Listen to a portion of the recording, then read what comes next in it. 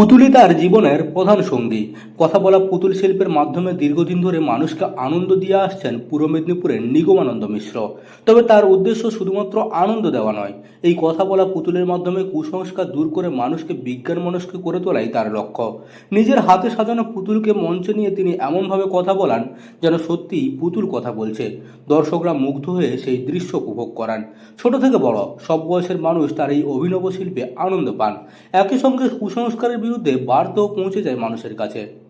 মানুষকে সাধারণভাবে বক্তব্য মানুষ এখন শোনে না। যে কথাগুলো, যে সচেতনতার কথাগুলো, যে মানুষকে বোঝানোর যে কাজগুলো যেগুলো আমরা করি সংগঠন থেকে, সেগুলো সাধারণ মানুষকে যখন এমনি বলতে যাবো বক্তব্যের মাধ্যমে মানুষ শুনবে না। তাকে একটা মাধ্যম চাই, সেটা হচ্ছে সাংস্কৃতিক মাধ্যম। কখনো গানের মধ্যে বলি, কখনো কবিতা ছড়ার মধ্যে বলি, কখনো কথা বলা পুতুলের মধ্যে বলি, কখনো যুক্তিবাদী ম্যাজিক শোর মাধ্যমে বলি। তাহলে মানুষ সচেতন হয়, মানুষ বুঝতে পারে, এর বিজ্ঞানটা বুঝতে পারে। বা অন্ধবিশ্বাস, কুসংস্কার, সেগুলো মানুষ আস্তে আস্তে কাটাতে থাকে নিজের জীবন থেকে। আমার এই জেলাতে কেবলমাত্র আমিই করি কথা বলা পুতুল, কিন্তু আমি গত বছর মুর্শিদাবাদ যেমন গেলাম মেলাতে, বিজ্ঞান মেলাতে।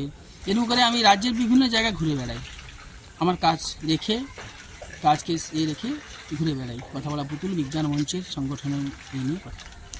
পূর্ব মেদিনীপুর জেলার পটাশপুর 2 ব্লকের পিন্ডুরি গ্রামের নিগমানন্দ মিশ্র পেশায় তিনি প্রাথমিক বিদ্যালয়ের পার্শ্ব শিক্ষক।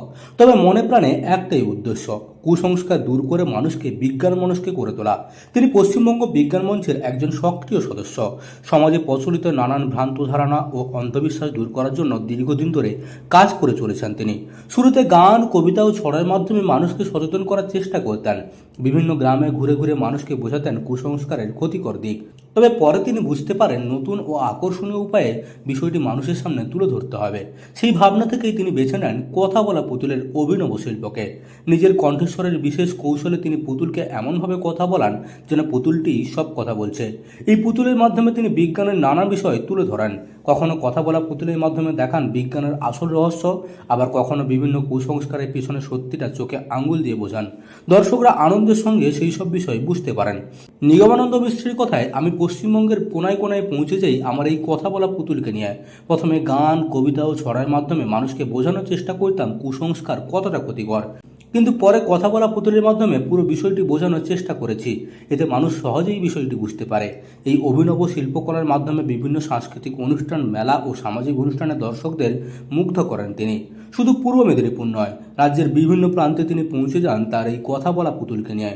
পুতুলকে সঙ্গী করেই কাটছে তার দিন যাপন, আর সেই পুতুলই হয়ে উঠেছে তার শিল্প ও জীবনের অবিচ্ছেদ্য অংশ।